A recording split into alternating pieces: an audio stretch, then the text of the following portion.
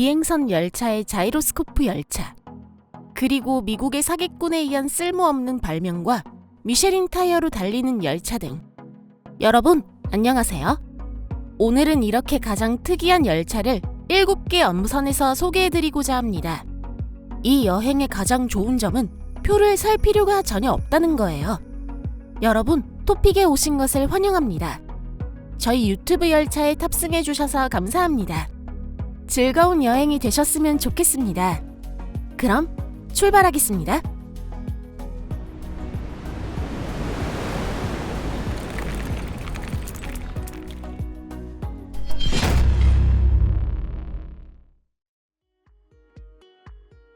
쉬넨 체펠린.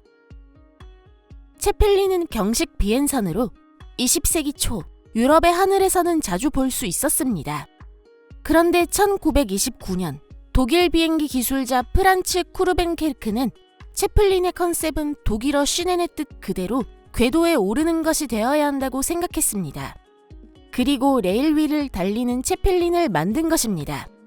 이것은 프로펠러가 달린 실험적인 열차로 프로펠러에 의해 움직이게 되어 있었습니다. 그 디자인은 색다르면서도 굉장히 세련되었고 정원은 40명이었습니다. 이 열차는 알루미늄으로 되어 있었기 때문에 상당히 경량화되었고 그 동력원은 항공기용 가솔린 엔진이었습니다. 믿을 수 없을지도 모르겠는데요. 1931년에 함부르크와 베를린 사이의 구간에서 20톤의 쉬넨 체펠린은 시속 230km라는 속도를 달렸습니다. 이는 현대열차와 비교해 보더라도 상당한 속도입니다. 이 철도의 고속 세계 기록은 23년간 유지되었는데요. 이러한 훌륭한 성능에도 불구하고 쉬넨 체펠린은 시중에서 승객들을 태우는 일에 사용되지는 못했습니다. 그 이유로 우선 꼽을 수 있는 것은 이 열차가 그다지 안전하지 않았고 구조상의 결함이 있었기 때문입니다. 예를 들자면 쉬넨 체펠린은 가파른 언덕길을 오를 수도 후진할 수도 없었다는 것입니다. 프로젝트 중지의 또 다른 이유는 국영기법인 독일 국유철도와의 경합이었습니다. 독일 국철은 같은 시기에 이른바 프리겐더 함부르크, 즉 하늘을 나는 햄버거라는 독자적인 고속열차를 만들려고 했던 것입니다. 이런 이유로 1939년에 쉬넨 체펠린은 해제되어 고철이 되어버렸지만 프란츠 쿠르겐베르크의 아이디어에 굉장히 유익한 것이었습니다. 그 후에 그의 아이디어는 다른 고속열차 설계에 활용되었습니다. 스카이트레인. 2021년에 중국의 청도에 색다른 모노레일 차량이 등장했습니다. 이 열차는 재생에너지로 달리는 특징이 있지만 가장 중요한 점은 아닙니다. 가장 크게 주목받고 있는 것은 유리로 된 차량 바닥과 거의 전면 유리로 되어 있는 차량의 벽이었습니다. 때문에 승객들은 전면 270도까지 멋진 전망을 감상하면서 동시에 스릴을 맛볼 수도 있습니다. 베니 레일 플레인. 스코틀랜드인 조지 베니는 실험을 두려워하지 않는 훌륭한 기술자였습니다. 어느 날 그는 영국 도시들 사이에서 승객들을 부드럽고 신속하게 실어 나를 수 있는 조용한 열차를 만들기로 했습니다. 그리고 1930년에 베니레일 플레인뿐만 아니라 119m의 현수식 선로도 탄생했습니다. 색다른 비행기 열차는 이 선로를 따라 달리게 되어 있었습니다. 최초의 시험 운행은 승차감이 좋고 쾌적했기 때문에 승객들에게 극찬을 받았습니다. 승객의 감상에 의하면 주행 시에 소음이 차 내에서 들리는 일이 없고 연기도 신경 쓰이지 않고 내장에도 감명을 받았다는 것입니다. 베니는 최고의 가구장인 및 인테리어 디자이너를 특별히 초빙하여 편안하고 부드러운 안락이자나 호화로운 커튼, 테이블 램프, 그리고 스테인드 글라스로 꾸민 문까지 디자인을 의뢰하여 제작했습니다. 그러나 가장 주목할 만한 것은 열차의 디자인으로 1930년대 초에는 생각할 수 없는 것이었습니다. 유선형인 원턴 모양의 차체는 아래에 모노레일에 장착되어 있어 주행 시의 흔들림을 억제하기 위해 바퀴로 레일 위를 달리도록 되어 있었습니다. 열차는 2개의 프로펠러로 움직이게 되어 있으며 이 프로펠러는 브레이크로도 사용되었습니다. 최초의 시연운전에서는 비행기 열차는 시속 80km의 속도를 넘지 못했지만 베니 자신은 실제 철도 구간이라면 이 열차는 시속 193km까지 낼 수 있을 것이라고 생각했습니다. 1년 후 베니는 충분한 자금을 모았기 때문에 런던과 크로이든 공항을 연결하는 32km의 철도를 건설할 수 있다고 발표했습니다. 그러나 서던 철도의 경영진은 경쟁과 수입 감소를 우려하여 이 프로젝트의 실현을 거부했습니다. 그래서 베니는 시대를 앞서간 자신의 구상을 포기하고 가게에서 약초를 팔게 되었습니다. 베니레일 플레인의 이야기는 이렇게 끝이 납니다. 홀먼의 기관차. 열차는 바퀴가 많으면 많을수록 좋다. 이 의견에 대해 어떻게 생각하세요? 적어도 그러한 디자인은 주목을 받을 수는 있습니다. 1887년에 미국의 홀먼 로코모티브 회사는 바퀴가 많은 열차를 만들어 사람들에게 놀림감이 된 적이 있습니다.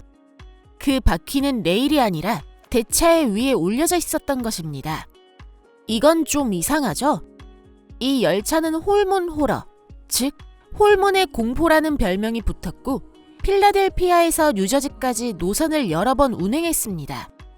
역학적으로는 이러한 설계에 의미가 없었지만 재정적으로는 어땠냐면 황당한 열차의 발명자인 윌리엄 제닝스 홀먼은 유능한 사기꾼이었어요. 그의 회사는 전문가들 사이에서 웃음거리가 되었지만 한편으로 대량의 주식을 발행했고 그 주식은 사기당하기 쉬운 사람들 사이에서 불티나게 팔렸습니다. 당연하게도 발명가는 돈을 가지고 잠적했습니다. 믿을 수 없게도 10년 후 홀먼은 또다시 같은 수법을 써서 이번에는 3층 열차를 만들었습니다. 그리고 또 성공한 거죠. 아무래도 투자자들이란 정말 건망증에 걸린 사람들인가 봅니다. 타이어로 달리는 미쉐린 레일카.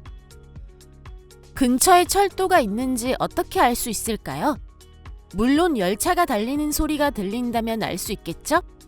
열차 소음을 좋아하는 사람은 아무도 없지만 휴가에서 돌아온 프랑스 타이어 왕 앙드레 미쉐린도 열차 소리가 너무 시끄러워 짜증이 났습니다. 그래서 그는 이 문제를 해결하도록 자사기술자들에게 지시를 내렸습니다.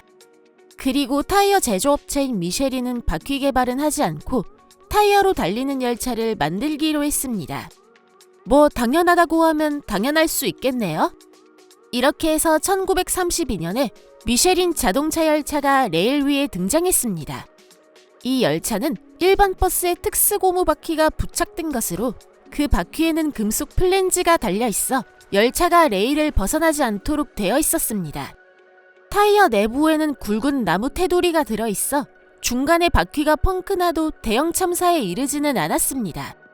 바퀴가 조금 쪼그라든 채 그대로 계속 달릴 수 있었던 것입니다. 고무가 철을 꽉 잡아주는 덕분에 미쉐린의 자동차 열차는 가속력도 제동력도 보통 열차의 3배이면서 물론 소음으로 인해 승객이나 인근 주민이 괴로워하는 일도 없었습니다.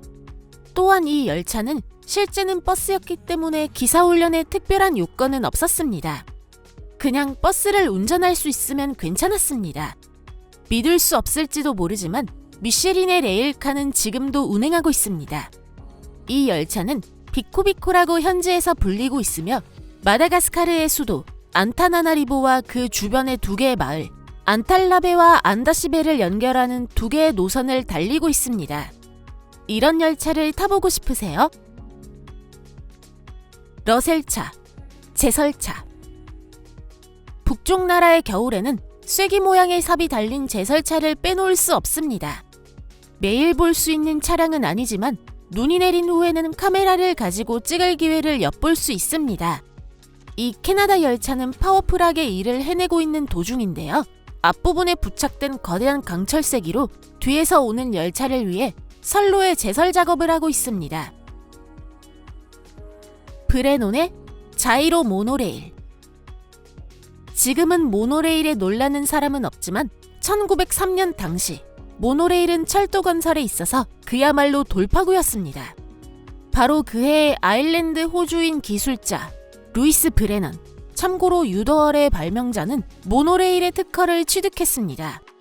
그런데 그것은 단순한 모노레일이 아니라 자이로 모노레일이었습니다.